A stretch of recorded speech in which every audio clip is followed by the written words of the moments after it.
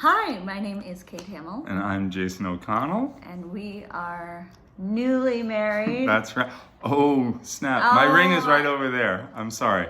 One of us is married. We're currently, we're isolating like everyone else, and We're- everything is just easily reachable, so I can get that ring at any Yes, time. we are married as of January 20th.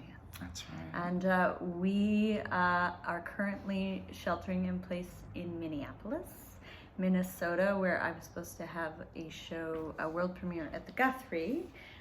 Emma, I'm one of my Jane Austen adaptations, and like everything else, Emma is postponed, indefinitely postponed.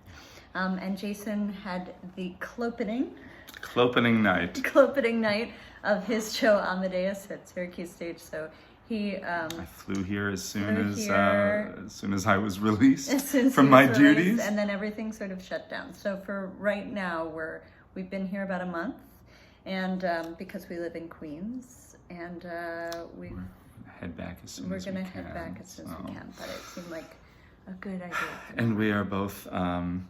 We're so glad Primary Stages asked us to do this.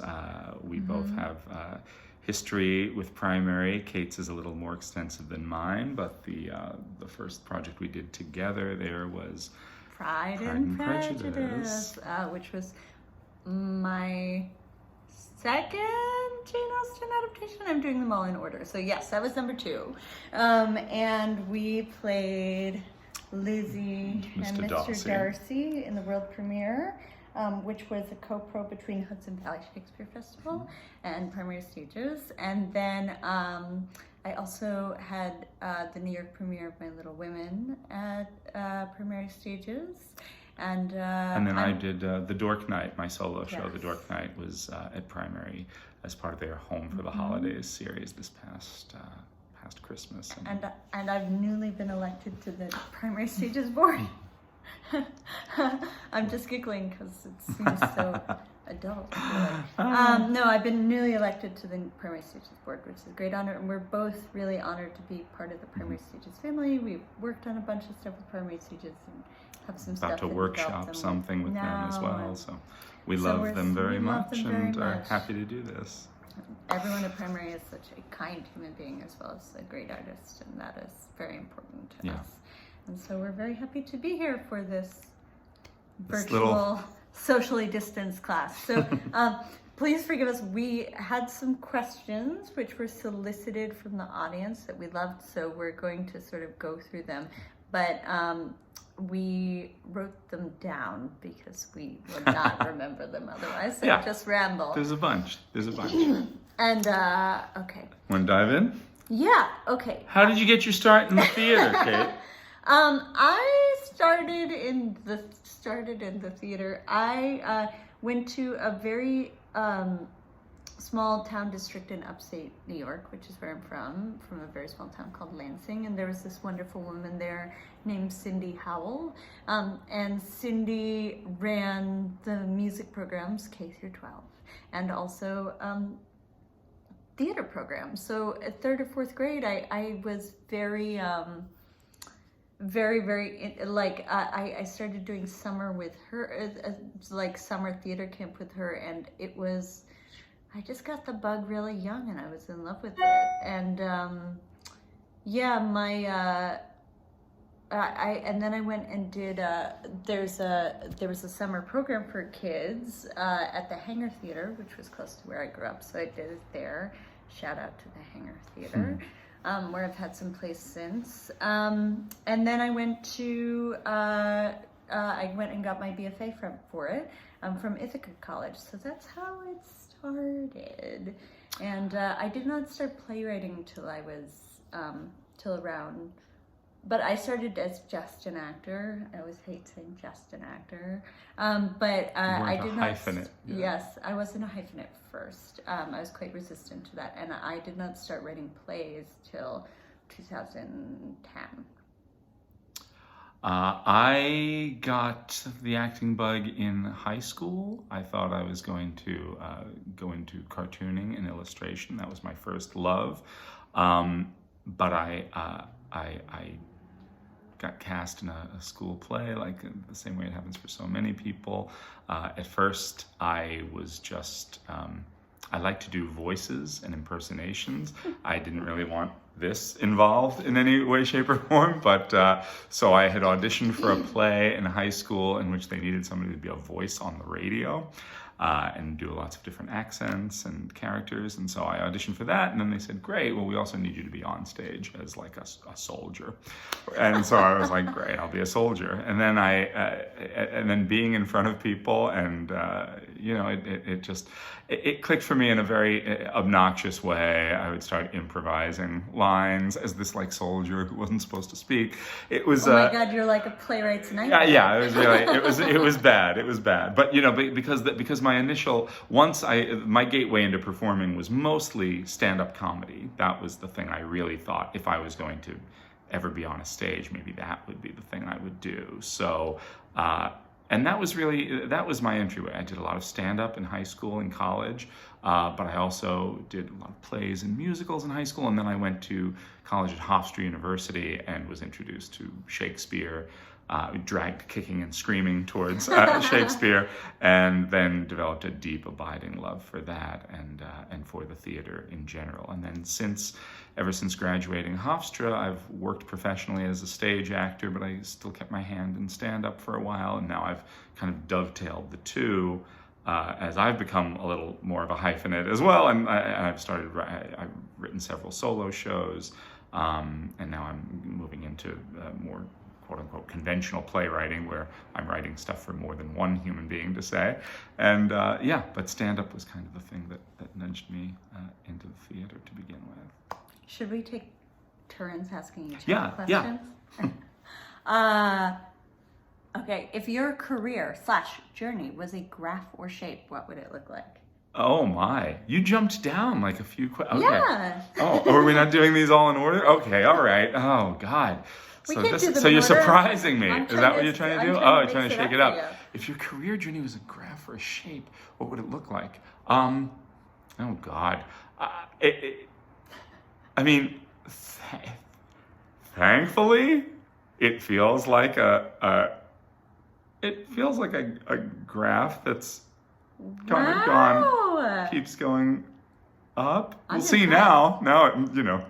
Now there might be a precipitous drop off. Yeah, everything's on pause. So we're paused on the graph, and that's good. But you never know. It could just be like, and never work again. But no, I think it's been, it feels like it's been it's like slow and steady, like a little, the tortoise and the hare. I feel very good about the trajectory. I've had more opportunities. I used to always say, the great triumph in this business is if you are working at all in any capacity.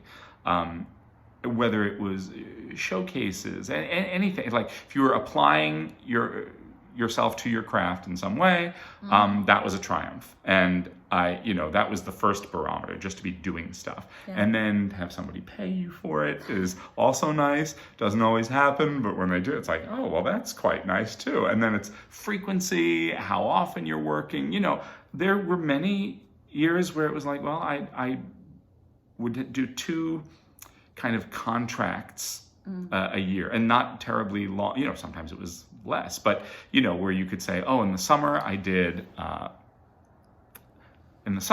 this 6-week job, and then in the fall I did this 4 weeks, and those were kind of the linchpins of my year. And then the rest of the year you're auditioning and doing your day job and living your life, but those moments ground you as an actor and keep you in the game. So staying with it has always been my motto and my desire, just stick-to-itiveness. Yeah. And so I just feel lucky that I've gotten to work more frequently as the years have gone on and had more repeat collaborators. And so, so it does feel like it's, on pause, but upward. What's funny is when I answer that question, I'm like, it would look like this.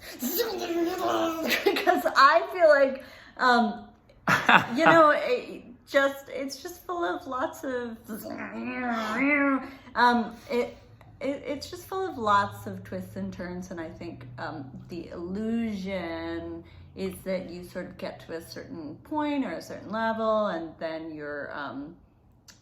then you don't have to hustle anymore, and you sort of don't have to keep striving. But it's true, the goalposts just keep moving. Yeah. I mean, this kind of goes into another question. Do you feel like your career had a big turning point? And for me, I'm like, it definitely shifted when I started writing, especially as a woman, and especially as an explicitly feminist playwright.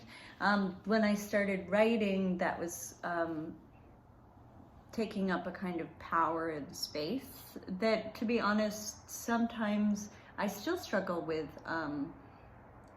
feeling like an imposter syndrome about it, but it was a big turning point for me to be like, oh, I don't have to, what if I could create something where I didn't feel like I always had to subject myself to the male gaze? What if I can create this new gaze and create work for other people in a feminist, quite female-centered gaze? And so that was a turning point for me. But it's not like, and then everything was easy and perfect and I never had to work again. Like, it's like, so I do feel like if I could zoom out and look at the graph, hopefully, it's going up, but it has curlicues. The trend feels upward, but I think if you looked really closely, it's like lots of like, here's a step, and then it's like a staircase.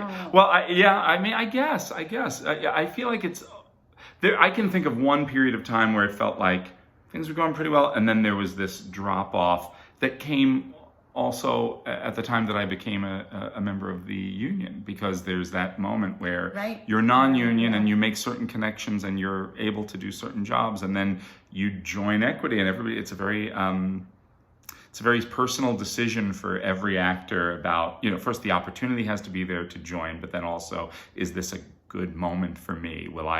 Am I the right type to get work? Am I at the right place in my career, the right age, the right experience to bridge the gap and start getting work with, when competing against other union members and older actors who've been at it longer. And so there was like a year that was a big dip, while it was like a brand new learning curve, like starting to meet the right people and make the connections to begin working in regional theater and off-Broadway as a union actor. I joined the union right out of school. That was my first job, actually, out of school, was a union job. And now I'm like, well, if I could go back in time, would I have taken more time to be non-union? And I don't know, it's so hard to have hindsight, but. No, I was non-union forever. All right, next question. Let's see. Oh, I get to ask one now. I know. Yeah, but maybe I want to go back up on the list some. What do you love most about being a playwright, Kate? Oh gosh, there are so many things that I feel it satisfies several portions of my brain, in that it is both a series of small projects and one very, very big project that can last years and years. So it's very challenging, but also very rewarding, and it's always different. Every single process is different, and I love being in rooms with collaborators who are really smart and really generous and really fun, and playwriting is a lot of that and a lot of creative problem solving. So there's that, and also there's this sort of like joy of when you hit on something that really, really works. And there are plenty of frustrations too. I always swore that if I got anywhere, and I don't know if I've ever gotten anywhere, but that I would never pretend like, oh, it's always easy and, I never sweat. Like, I always swore that if, you see that, like, you would always see my little duck feet paddling under the duck, that I would never lie about that. And there are days when it's still like, the first reading of any new play is just kind of terrifying. You just are like, oh, what have I done?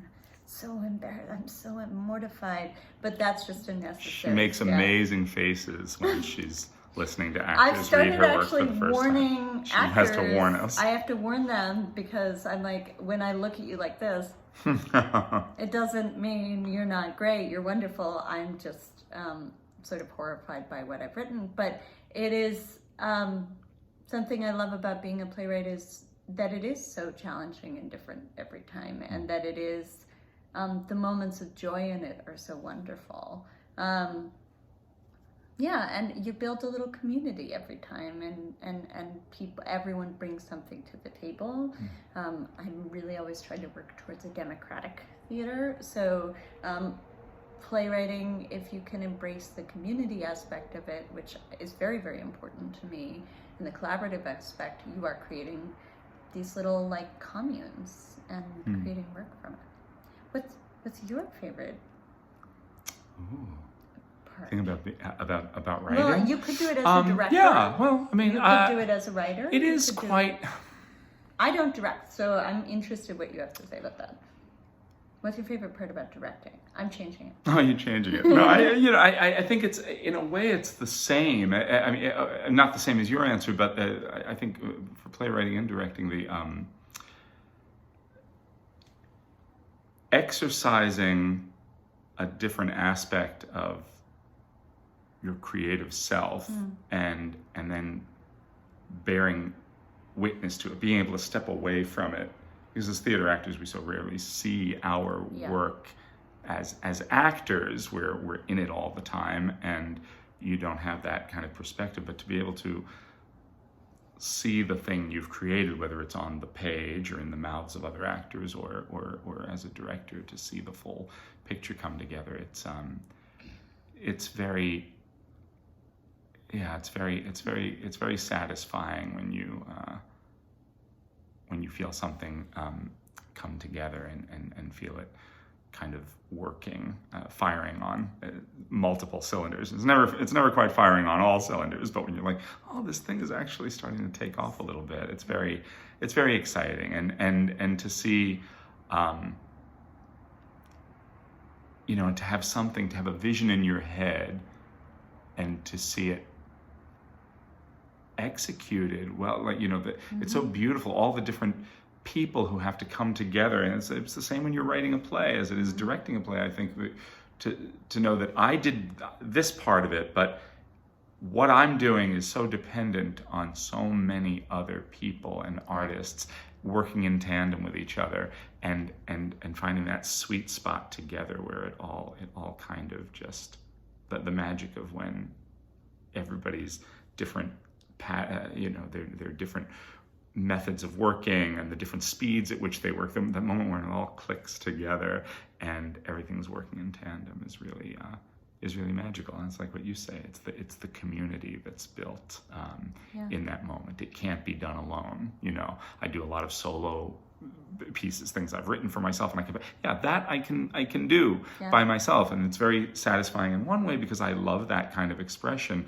But there's something much more satisfying, I'd say, about bringing a community together with a common purpose to create something.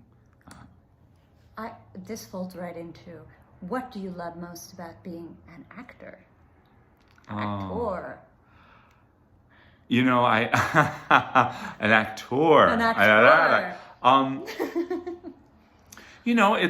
It's the reflection of the human experience. That's the broadest answer possible, but that's it, right? It's what I love. I would say my favorite play is probably Hamlet, which is, again, it's not an answer. One of my plays. I'm sorry. No, but you know what I mean. Like, but because or at least the Jesus. But or the role of Hamlet, certainly. And again, that seems like a trite answer, and it's like, well, sure, it's such a great part. A lot of people would say that. But the thing about it is, it feels like so many aspects of the human condition are represented by that one character and his thought process, and he's examining life and death and love and what it is to exist on with such beautiful language and such detail and thoughtfulness, and to be able to make sense of that and express that and have that connect with you out in the audience, to make you feel what that character is feeling, what the playwright has asked you to feel. I mean, that being that kind of conduit for human connection and emotion is deeply satisfying. So yeah, Hamlet, holding the mirror up to nature for us, and is a thrill. I feel the same way. I feel like I think Gielgud said that the shame of acting is exposing yourself, and the glory of acting is forgetting yourself. And what I love about is the transcendence of acting, of feeling like you are connecting to other people and to the character in a way that is deeper than your everyday self, that you are feeling, that you are developing empathy for things that you maybe didn't naturally have empathy for, that you are stretching beyond yourself. And the most glorious moments are when you can forget the sort of false limitations of your own tiny prescribed everyday self and connect to the broader human experiences. I find it cathartic is not the wrong word. It's not the right word. I'd say find it religious without being dogmatic. I find it very, very moving, and it makes you a better person. It's that being an acrobat of the sort of human emotions. I think that's beautiful. I think Gielgud said it first. Well, but what I would say is, it's interesting to say what was the quote? The shame of being an actor is exposing. Is exposing yourself. You do have to expose. Yeah, but I think that's not. I think it's interesting. I think shame it's an interesting word, and there's truth in that. But I also think that's. But I think that's the. I don't necessarily think of it as shame. I think that's liberation. Yes, I to expose yourself. I mean, it's scary, but ultimately liberating. But really, really liberating. And I think, and I agree what you're saying about how it creates an empathetic engine in you as an actor to examine and share all these various characters' life experiences and putting yourself in their shoes. But I think the exciting thing about it too is, I think and this is also a function of the playwright and the director and everybody else, but that your performance as an actor can engender and teach empathy to others, can open a door in the mind and heart of somebody watching it who's never thought about a person in that kind of experience or in that kind of place. And I think it just you're building. I mean, theater was invented to create community and community catharsis. So when you feel connection not only very deeply to people on stage and to the material and to your task and to the character, but to the audience, that's why we do it. And costumes, wearing pretty costumes that would be the other thing. I mean, in fact, it's kind of a race between. Instagram and costumes. Great. Oh, it's your turn. It's your turn. Oh, it's my turn. Yeah. Oh boy. Okay, I think we should ask this. We can both answer this, but it's the thing everybody is asking right now. How has COVID personally affected your career, and what advice do you have for other artists who may be struggling? I mean, it's a very, very, very interesting time for all of us, for everyone around the world. How often is it that virtually everyone in humanity is grappling with the same root issue, which is this disease that especially targets the most vulnerable, but can target anyone and affects everyone. And it's certainly that makes it a very interesting time to be an artist, and certainly a very interesting time to be a theater artist, because obviously theater is on pause, and we don't know quite when it's going to come back. Personally, in addition to the same human costs that we're all paying, where we can't see our family, we can't hug our family or loved ones, our friends, we're lucky that we have each other. So many people don't. Yeah, so many people don't. And we're lucky to be healthy and as safe as any of us is. It certainly, I had 4 plays scheduled this spring and summer, and all of them have been either postponed or canceled. We had, acting gigs lined up that are canceled. So it definitely is a practical as well as an existential crisis. But that being said, there's a moment, and there's lots of debate going on, like, oh, what is theater, and should we be working on theater right now? And for me, it's emphasized actually how incredibly important theater is, because theater is a space where you do have the kind of live connection that we're all desperate for right now. And at the end of this crisis, again, this is a machine for empathy and connection, in-person connection and catharsis, and our communities are desperately going to need in-person connection and community catharsis. And in the meantime, not only can we do experimentation with form, there's some really interesting things being done on Zoom and virtually, and I think that has real possibility for experimentation, such as when you saw sort of silent films go to talkies. It might be really, really interesting.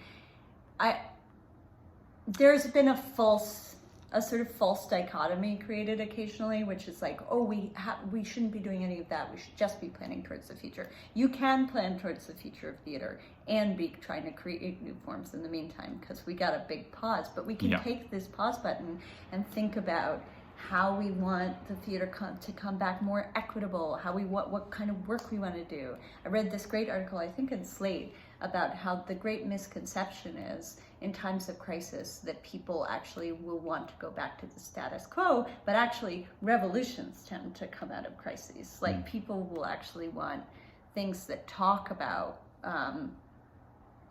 exciting, relevant issues. So I think this is a time to think about how we can deal with the kind of classism and sexism and racism that we still run up into in our art forms. I think this is a time when we can focus on what we as artists want to say to bring meaning to this very difficult time, if meaning can be found. And I think it's a time when we can think about how we can make our field even more vital and equitable, because we got time to think. And personally, we're 2 like workaholics, like everyone in the theater. And right now I'm writing from home, and so's he. But in terms of live performance, we're on pause, like everyone else. Yeah, it's hard. You take every little opportunity to, record an audition or do it, or if there's something to audition for. But even there's this like, make a funny video, like do something, try to get the energy out there. I mean, like Kate, like everyone in the industry, work was put on pause or on hold or canceled or closed early, and everything for this foreseeable future that is not purely self-generated is also on pause. So that's, so it's affected us all in the same way. In terms of advice for where to go from here, I mean, Kate, well, you put it so beautifully in terms of the big picture and our industry and the way we think about it and the way we the new forms that can grow from this moment, just on a very personal level, on a kind of micro level. The show that I was doing right when the pandemic struck and the theaters were closed was Amadeus. I was doing this production at Syracuse Stage, and it was really beautiful, and we had 2 previews and then our opening/closing performance, our clopening night, as we call it. So I only got to do the show a few times. I was playing Salieri, which is a really beautiful character, this rival of Mozart's, and the whole play is told basically from his perspective, and it's him as an old man looking back on the events of his life and his relationship specifically with Mozart. But at the beginning, he talks about when he first fell in love with music, with his great passion of his life, and that it struck him at a very tender age. He was 10 years old when it's a beautiful line. He says, at the age of 10, a single note of music could make me dizzy almost to falling. And by 12, I was stumbling around the fields of my hometown, humming up anthems and arias to the Lord. And it's very, very beautiful. And it connected with me when I was working on the piece. It's a small moment in the show that he comes back to reflect on later in the play, and it struck me on such a visceral level, because I could remember being a child right around just pre-adolescence, starting when you have that dawning awareness of why you love what you love, and where you understand it on a bone deep level, where you have an appreciation for something, and it's different for everybody, right? It's different. There's somebody who loves sports or cars or flowers or birds or theater or painting or music or whatever it might be, where you're just like, this is my thing, and I love it so much, and I don't quite understand everything about it, but I want to learn, and I want to revel in this experience and find out what it does to me and how it makes me bigger somehow.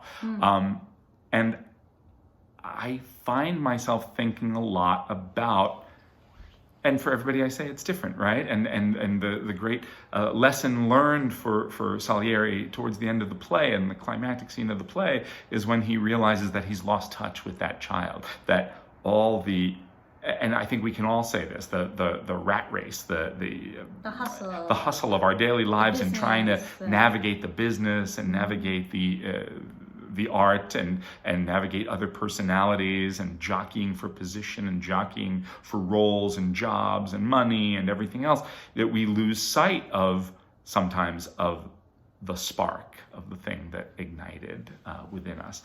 And I think this is a time where, because we're all on pause, I think it's a great time to kind of let yourself be as zen as you can, because there is no race to run at the moment, and to reflect back on the things that gave you pure joy and what got you excited about acting, writing, directing, anything in your field, and kind of go back to those roots, and maybe try to learn a new skill that can feed that, or whether it's, devouring more plays and performances from your home, or trying to exercise new talents, or going back to those things that gave you joy, and exercising some of those muscles as best you can, without that aren't connected to results and a paycheck or anything else. Like, just I think that exploration, whatever that means to you, I think this is a beautiful time to reconnect with the spark that started it all for each of us, whatever that might be. Hope that makes sense, right? I was reading this thing about, we're processing a collective trauma right now, and it's just in some ways we can't stop processing it, because you can't really heal. Like, because everything's so uncertain. So I think that's so smart to say anything. One of our questions is, do you have advice for artists who may be struggling? I mean, that was my advice. That was my answer. Well, but everyone's struggling right now a little bit. So I think all we can do is be gracious with ourselves, gracious with others. Like, you are going through difficult times.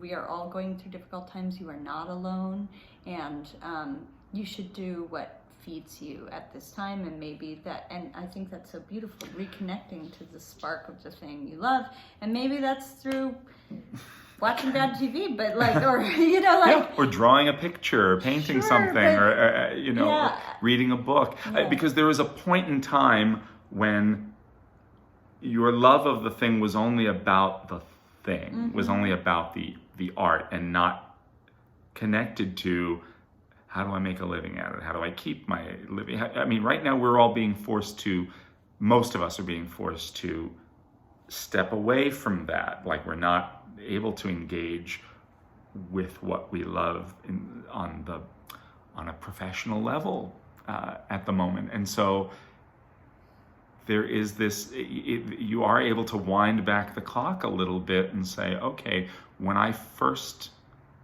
met this thing, you know, this was how I engaged with it, and this is what it taught me, and this is how it fed me. And maybe being able to go back to a little bit of that and then see what it inspires in you. Maybe it'll, all of a sudden you'll be like, oh wow, now I have a play in me that I didn't realize I had, and you'll put that down on paper, or you'll, you know, something will be new, will be born from going back to the basics. Yeah, I feel like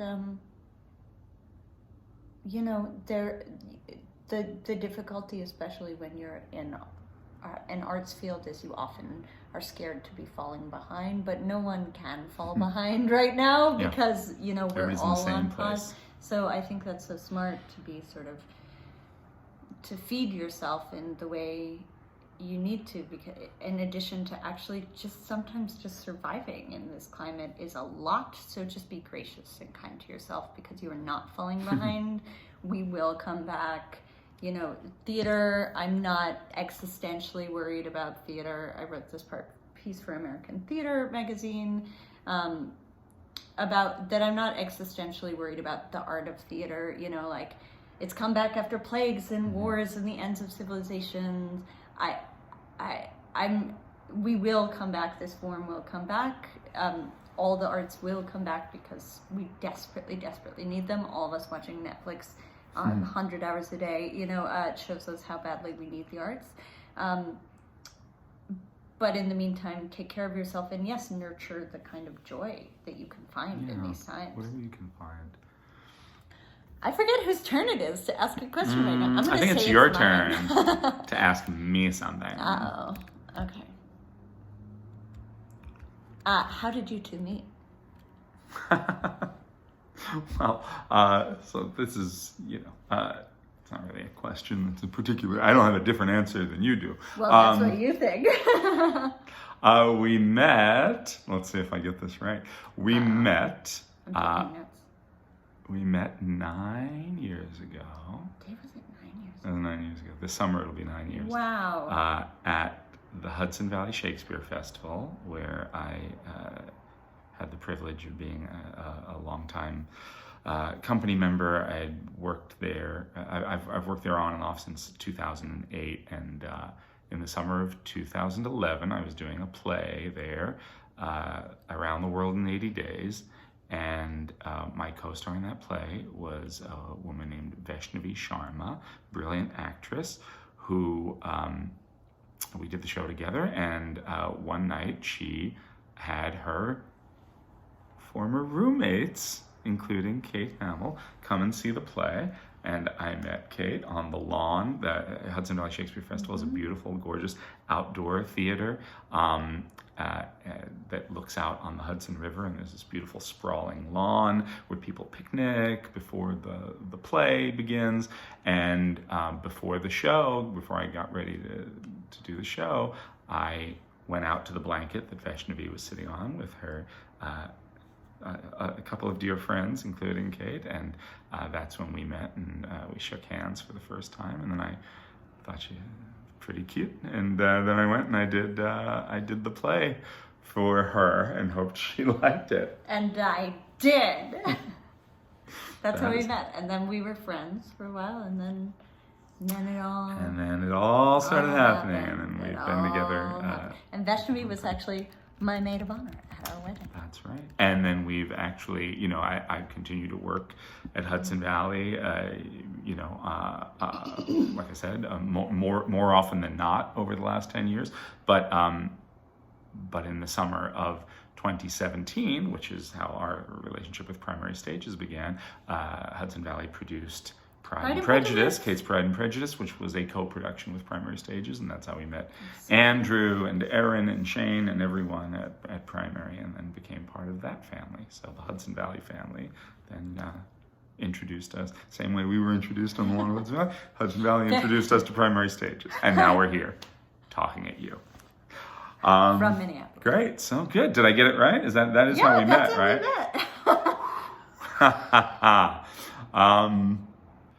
Kate, yes. Kate Hamill, what fond memories do you have about Primary Stages? I mean, we had the best time on I want a Pride and specific Prejudice. memory. And we had a beautiful, I'm kidding. like the best time on Little Women too, but Pride and Prejudice was the one we did together at Primary Stages.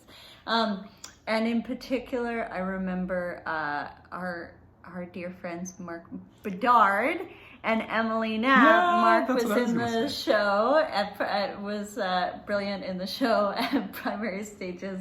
And during the course of between rehearsal and the end of the play, because we ran that play in total like 8-9 months, he and Emily had a baby, Imogen Mo Bedard, and so we got to meet her when she was like, a couple of days old. She came, and we had seen like the whole pregnancy, and that was very, very meaningful. Did we? Right, we had a show the night that he was. Our show baby.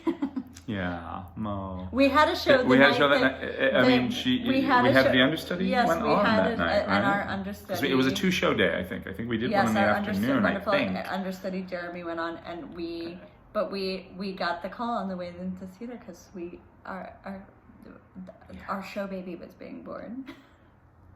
Yeah. So that was very meaningful. And then, we just had a great time. And I had such a beautiful time on Little Women, too. It's just like a lovely, lovely place to work. It's so welcoming and kind, and everyone, they really lead with ethical behavior and kind behavior. And it makes it so wonderful to work for Primary.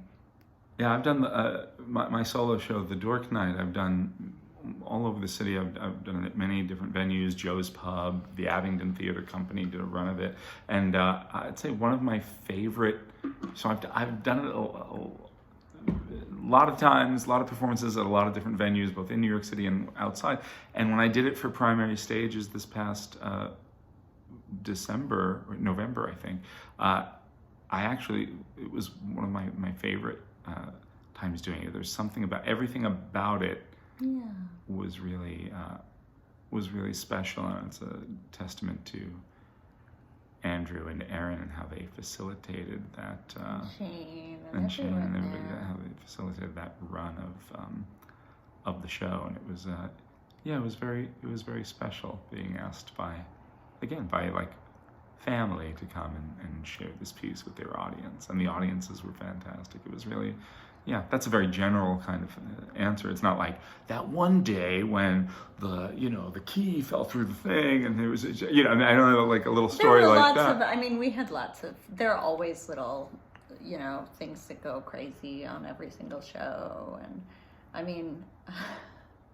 I do remember on Pride and Prejudice, we had like a very raucous ladies' dressing room. We were very raucous and loud, and you guys would bang on the mirror to make us shut up. Well, you were very loud. And we would bang on the mirror. Very loud, high-pitched squealing. And, how dare you? We were just trying to, we were sophisticated gentlemen trying to prepare for a play. We're trying to prepare for our work. We would bang back on the mirror and scream wild ducks at them, and that was fun. Just a lot of cackling and high-pitched shrieking. Wow. It's true. Kim Chatterjee was the worst offender. Kim is gonna kick your... No. Well, it was between you and Kim. Really. We're the loudest. You guys were both pretty loud. Kim and I try to out loud each other. But we had a great time. That was so fun, and we had run it before too, so that is always, it's fun to do remount. And then I did Little Women there, which Cyrano Lapine directed, and it was such a fun group, and it's a very like family-oriented story, so we were all very close. And I've had just a bunch of great experiences at Primary. It's so beautiful down there when it snows. Mm-hmm. It's like We've been there spring and summer and winter. Yeah. It's great. Well, I think that does it for us. Oh, yeah. No, it's been a joy and a privilege to do this for primary stages, It really and has been. look forward to future collaborations, and I look forward to making live theater again with you and with all of you guys out there, and hope to see you soon. Be well. It'll come back. It'll come back. In the meantime, we have to stay safe and stay well. Yep. So be well, everyone.